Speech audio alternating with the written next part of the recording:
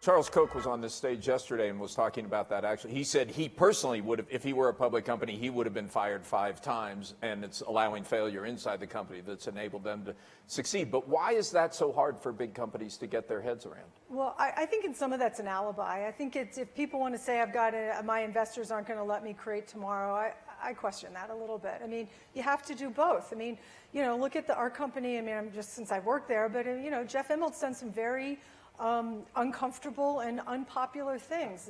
Investing in the digital future is expensive. It's only, you know, now I think investors are starting to understand what it means, and we're starting to come to terms with that.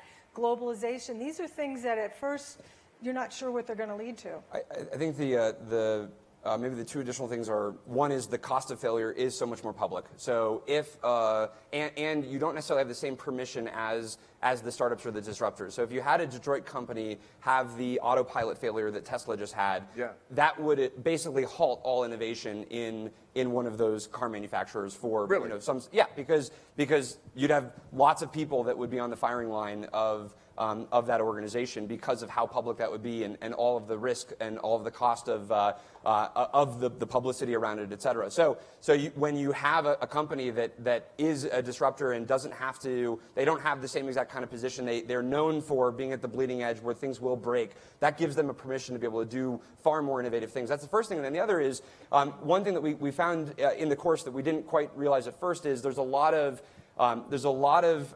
things in a sort of industrialist or Fortune 500 companies kind of value network or set of partnership relationships that prevent them from being innovative. So for instance, if your suppliers are also behind, then fundamentally you would have to begin to work with a new set of suppliers, which would then disrupt long-standing relationships that you've had for a very long time. If in the case of like a Ford or a GM, if what you normally do is sell through your dealership network, but the future of self-driving cars or on-demand transportation has nothing to do with dealership networks, then fundamentally you're going to have to disrupt your distribution channel. And for you know, a bunch of obvious reasons, including, you know, financial incentives and just how organizations are designed, you have a lot of organizations that don't want to go break their business models and who they're working with.